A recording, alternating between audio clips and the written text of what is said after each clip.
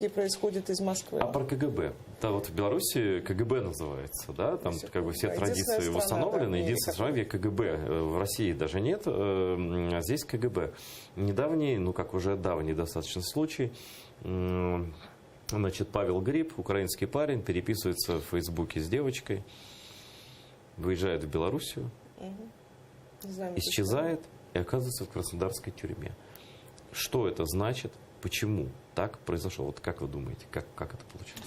Потому что наш друг, лидер анархистского движения Беларуси, Игорь Оленевич, немножко история была другая. Его арестовали в Москве и привезли в тюрьму КГБ. И поэтому это одна структура. Это она управляется реально даже не Лукашенко из Москвы? Да. Это одна структура, да, абсолютно. То есть коллегии КГБ и ФСБ проводятся на регулярной основе. Коллегиями. Это общая база, общие цели, общие задачи у них стоят, да?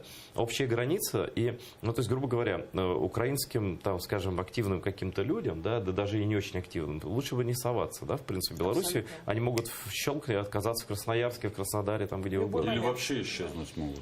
Потому что я уверена, что у белорусских спецслужб есть списки украинцев.